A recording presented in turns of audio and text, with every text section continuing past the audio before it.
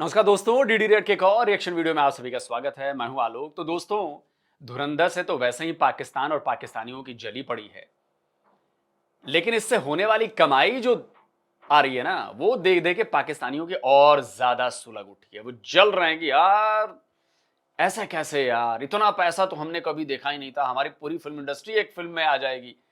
तो भैया जाहिर सी बात है कि जो लेटेस्ट खबर आई थी उसके मुताबिक जो था 10वें दिन तक, ये देखिए, ग्लोबल बॉक्स ऑफिस जगरनॉट जो है वो कह रहा है 552 करोड़ 70 लाख ये दिखाया, जिसमें वीक 1 में 218 करोड़, डे 8 में 34.7 करोड़, डे 9 में 53.7 करोड़, डे 10 में 58.2 करोड़।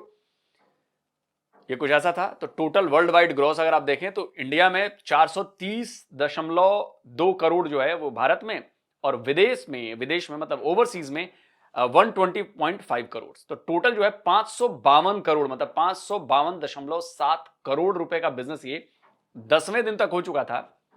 लेकिन 11वें दिन तो मामला और आगे पहुंच गया जनाब। 11वें दिन का मामला देखिए हिंदुस्तान टाइम्स क्या कह रहा है। हिंदुस्तान टाइम्स कह रहा है कि 600 करोड़।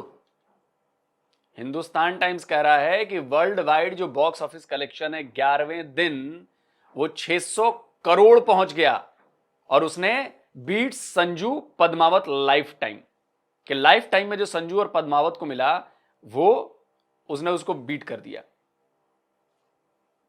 और रणवीर सिंह की फिल्म जो है वो became the third Indian movie two breach the 600 crore mark in 2025। 2025 की, मतलब ये साल खत्म होने वाला है, तीसरी फिल्म बन गई है जिसने 600 करोड़ के मार्क को जो है वो ब्रीच कर दिया है। अब आप सोचिए यार, 600 करोड़ रुपए का कारोबार अब तक 2025 में भारत की सिर्फ 3 फिल्में कर पाई हैं और तीसरी बन गई है।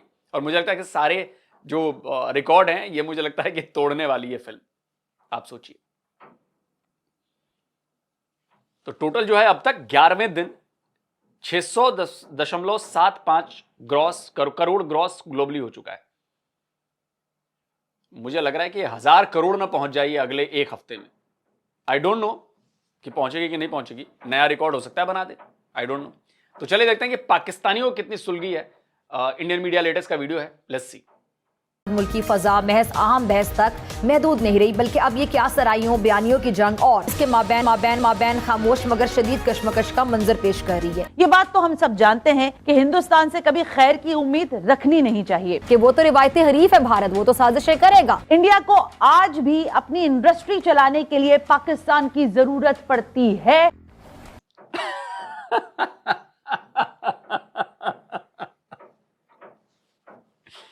भाई, बाहुबली बनी तो पाकिस्तान की जरूरत पड़ी उसमें, या जो भी बॉलीवुड में भी जो फिल्में बन रही हैं उसमें भी पाकिस्तान की जरूरत पड़ी हमें। कंतारा बनाई हमने, पाकिस्तान की जरूरत पड़ी हमने वो यश वाली कौन सी है पूरी सीरीज, गोल्ड माइन वाली, अरे यार, अरे बड़ी फेमस है, मैं देखो दिमाग से उतर गया मेरे। वो जब हमने देखी वो, भाई उसके लिए भी पाकिस्तान की जरूरत पड़ी। सालार बनी, वो पाकिस्तान की जरूरत पड़ी है। अभी रामायण की फिल्म आ रही है, उसमें भी पाकिस्तान की जरूरत पड़ेगी। कमाल है यार, किस दुनिया में जीते हैं लोग ये पाकिस्तानी, यार किस दुनिया में जीते हैं। पाकिस्तान के किरदारों की जरूरत पड़ती है। और दूसरी तरफ आप देख लें, लेकिन सर इसी के साथ साथ एक और मैं आपसे शेयर करना चाहूंगी। उनकी जाहिर है, no doubt, we can deny the fact, उनकी मीडिया इंडस्ट्री बहुत स्ट्रांग है। हम अप्रिशिएट भी करते हैं उनकी आर्ट्स कल्चर। आपके दिल की बात मैं कर रही हूँ। हमें ये मानने में कोई आर नहीं है कि इंडिया की फिल्म इंडस्ट्री बहरहाल एक बड़ी फिल्म इंडस्ट्री है, entertainment industry, it's really up to the mark. लेकिन उसको किस तरह से इस्तेमाल करना है वो भी एक आर्ट है। उन्होंने हाल ही में एक रीसेंट मूवी बनाई जिसका concept through out anti Pakistan था, जिस पर काफी इंटरनेशनली डिबेट हुई। पाकिस्तान में तो एंटी इंडिया मूवी नहीं बनती है, सारे भारत से प्यार करने वाली मूवीज बनती है ना पाकिस्तान में, है ना। और पाकिस्तान, जैसे आपने कहा कि भारत तो रवायती हरीफ है, तो भारत तो हमारे खिलाफ साजिशें करेगा ही, तो मतलब पाकिस्तान तो हमारे खिलाफ साजिशें ही नहीं करता, पाकिस्तान तो प्यार उड़ेलता है बहुत ज्यादा हमारे ऊपर, है ना। और ये बात ठीक वैसे ही होगी ना कि मान लो कि मैं हूं और मेरा जिक्र, मान लो अगर अमिताभ बच्चन अपने बयान में कर दें या अपने कोई अपने फिल्म बना रहे हैं और मेरा जिक्र वो कर दें, तो सोचो मेरा कद बढ़ जाएगा, है ना। या मैं कहूंगा कि देखो अमिताभ बच्चन को भी मेरे नाम की जरूरत पड़ गई है। मतलब ये मेरे लिए तो बहुत बड़ी बात होगी ना कि अब अगर अमिताभ बच्चन कभी किसी वीडियो में या किसी उसमें मेरा नाम ले ले, मेरे चैनल का नाम ले ले, तो ये मेरी मेरी मेरी मेरी चीज बढ़ेगी, मेरे लिए बड़ा प्राउड मोमेंट होगा। तो अब इसको समझ लो कि मैं पाकिस्तान हूं और अमिताभ बच्चन जो है वो भारत की फिल्म इंडस्ट्री। तो तुम लोगों के लिए फायदेमंद है कि अगर पाकिस्तान के कैरेक्टर या उनके नाम हमने लिए, अगर यूज किया उस स्टोरी में, तो तुम्हारे लिए भलाई का काम किया है कि तुम लोग भी कुछ बनाओगे तो वो हिट करेगा मामला। लेकिन तुम्हारी कम अकल में ये बात समझ में नहीं आएगी। काफी इंटरनेशनली डिबेट हुई। लेकिन आज भी जो उनकी फिल्म चल रही है, मैं नाम ले ही लेती हूँ, धुरंधर फिल्म जो है, वो जुबान ज़द-ए-आम है। अब आए ना लाइन पे।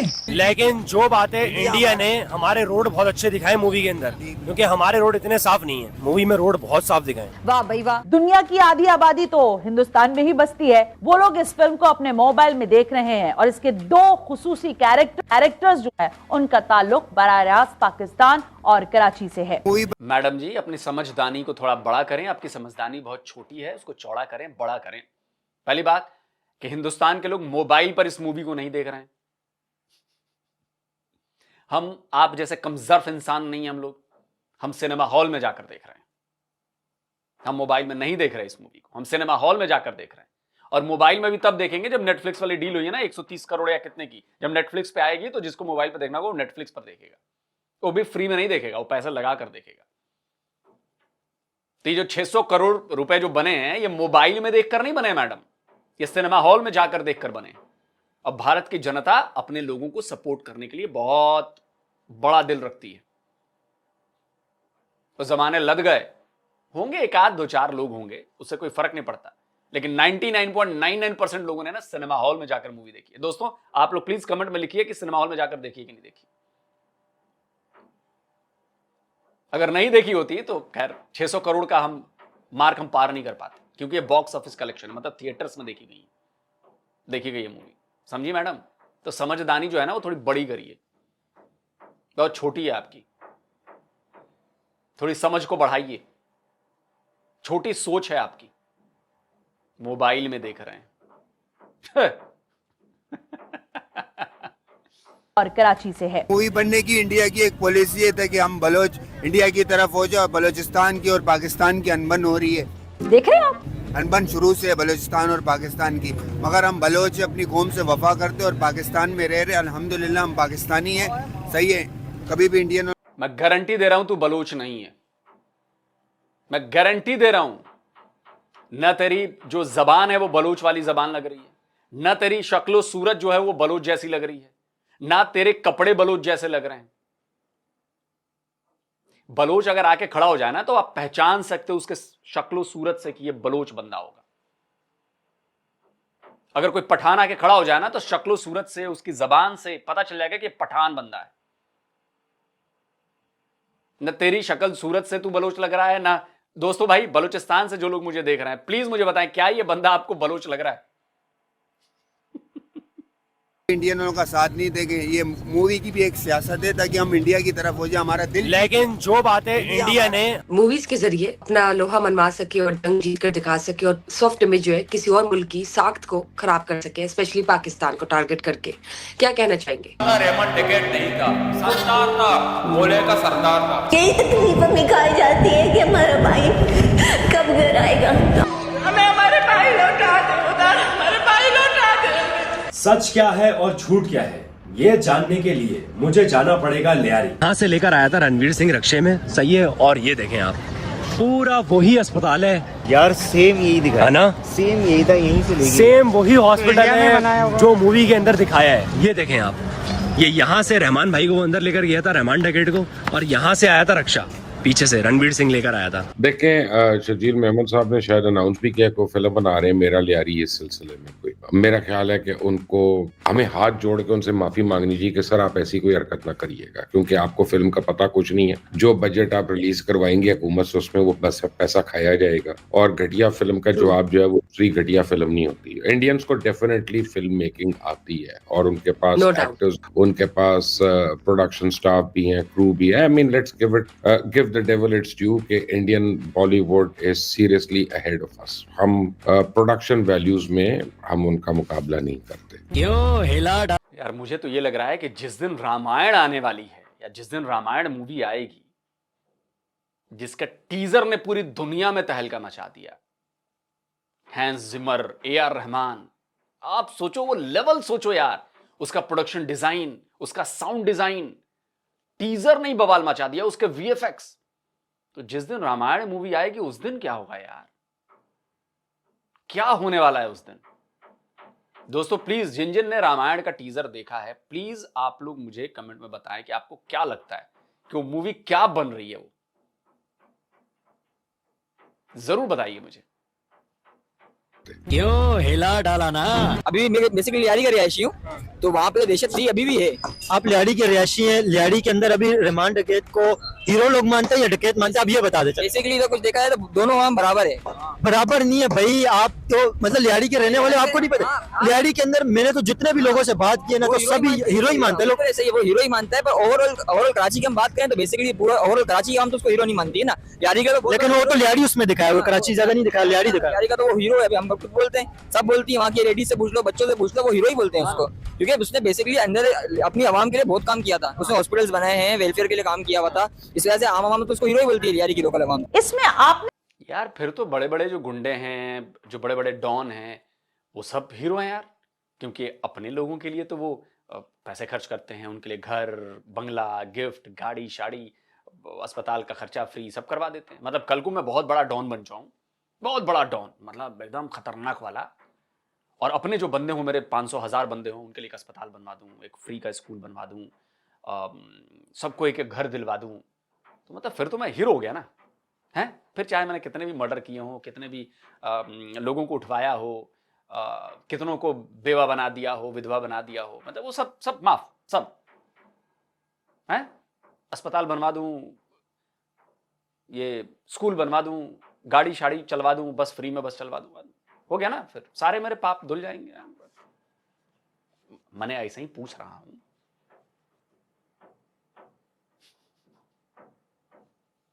इसमें आपने क्या चीज ऐसी समझी जिस पर आपने आवाज उठाई और आपने कहा कि नहीं ये गलत दिखाया तुमने चौधरी असलम? यहाँ तो पहले देखें, यहाँ बात की गई कि एक शैतान और एक जिन के मिलाप से 9 महीने बाद जो बच्चा पैदा होता है उससे चौधरी असलम कहते हैं। हम इस्लाम के दायरे के लोग हैं। चौधरी असलम की वालदा बड़ी मजहबी घराने से ताल्लुक रखती हैं और मुसलमान लोगों का शैतान और जिनों से कोई मिलाप नहीं होता। इंडियंस को डेफिनेटली फिल्म मेकिंग आती है और उनके पास एक्टर्स, उनके पास प्रोडक्शन स्टाफ भी है, क्रू भी है। I mean let's give it.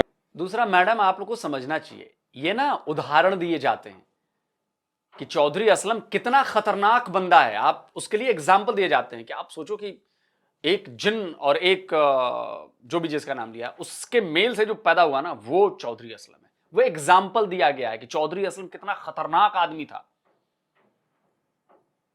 Example भी तो देना पड़ेगा ना। वो ये नहीं कह रहे हैं कि ऐसा ही हुआ था, वो कह रहे हैं कि समझो मतलब उसको नाप रहे हैं कि सोचो उसका कद क्या है, कि सोचो कि एक जन्नात और एक जो भी जिसका भी नाम लिया जा रहा है, शैतान जो भी है, तो वो समझाया जा रहा है, उदाहरण देके, एग्जाम्पल देके उस लेवल को बताया जा रहा है कि आप सोचो। ये थोड़ी ना कहा जा रहा है कि चौधरी असलम की मां जो थी वो शैतान थी या जन्नात थी, जो भी थी, उनकी मां को नहीं कहा जा रहा है, एग्जाम्पल दिया जा रहा है, मेटाफोर कहते हैं, इसे समझाया जा रहा है कि आप उस लेवल का बंदा है ये।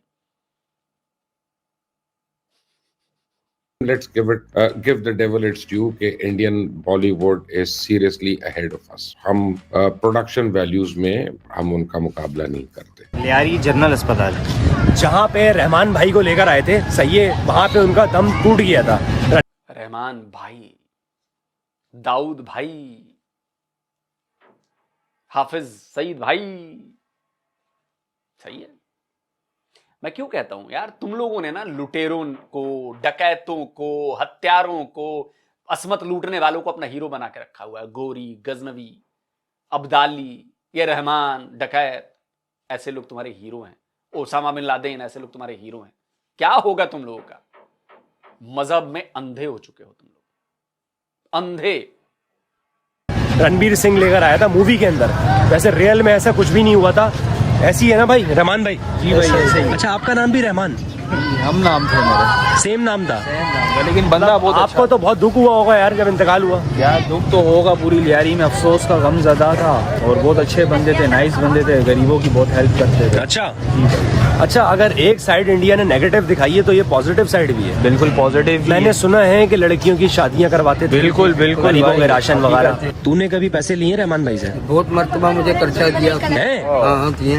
मतलब शाका का जो ये जिस भैया आदित्य धर ने जो बवाल काटा ना, पाकिस्तानी टोटली कंफ्यूज हो गए। इनको समझ में नहीं आ रहा है इसका रिप्लाई कैसे करें। पहले तो शुरू में डिनाई करते रहे कि हमारी कोई स्टोरी नहीं है और जो तुमने दिखाया सब फेक है, प्रोपेगेंडा है। लेकिन आज मैं आपको ऐसा सबूत देने वाला हूँ जिसको देखने के बाद में आप बोलोगे कि वाकई में आदित्य धर ने कुछ काम किया है। मूवी में जो पाकिस्तान बना के दिखाया गया था, हालांकि रियल पाकिस्तान तो वो गए नहीं थे, उन्होंने सेट बनाए थे। कुछ सेट अमृतसर में थे, कुछ थाईलैंड में थे, कुछ मुंबई में थे। तो लेकिन जो पाकिस्तान के लियारी का सेट बनाया ना, वो बिल्कुल सेम टू सेम बनाया। जो हॉस्पिटल दिखाया वो बिल्कुल सेम, यहाँ तक कि शीशे का जो कलर है अंदर का वो भी सेम। और इस बात की तस्दीक खुद पाकिस्तानी कर रहे हैं। जिस जूस की दुकान पे रणवीर काम करता है वो दुकान भी बिल्कुल सेम टू सेम, वहाँ की गलियां सेम टू सेम। और ये बात खुद पाकिस्तानी बोल रहे हैं। सम खड़ा हुआ है रहमान भाई की बदौलत खड़ा हुआ है। उसने मुझे बहुत मदद किया, बहुत मेरे को पैसा दिया उसने भी। और एक मोहल्ले का बच्चा आया, भाई मुझे खर्चा दो, 5,000 6,000 रुपए से निकाल के उस टाइम पे थी।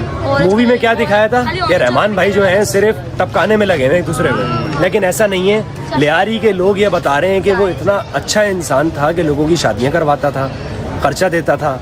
आबिद शाका का जिस्म जो आज खड़ा हुआ है, जैसे भी खड़ा हुआ है, लेकिन रहमान भाई की बदौलत खड़ा हुआ है। उसने बहुत मेरी लाइफ दी, उसने बहुत संभाला है। अल्लाह पाक उसको जन्नत नसीब करे। इंसान जैसा भी हो, कोई ऐसे काम उसके होते हैं जो नेकी आ जाती है। जब भी मूवी के अंदर बार बार मरने से वो बच रहे थे, इतनी बार उनकी फील्डिंग लग चुकी थी, चौधरी असलम ने लगा दी थी, लेकिन कोई ऐसी नेकी होती है जो मतलब चौधरी असलम बुरा आदमी था कि उसको मारने के लिए आ रहा था।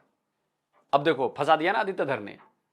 अब ये कह रहे कि रहमान तो बड़ा अच्छा आदमी था, ये था तो मतलब अगर चौधरी असलम उसको मारने आ रहा था या मारने के लिए फील्डिंग सेट की थी तो इसका मतलब है कि चौधरी असलम गलत काम कर रहा था ना। तो बनाओ चौधरी असलम को विलन, फिर चौधरी असलम को गालियां दो। वारे पाकिस्तानियों, बोलने से पहले सोचा भी नहीं क्या मैसेज जा रहा है। अबे आबिद अस्पताल में फायरिंग क्यों कर रहा है भाई?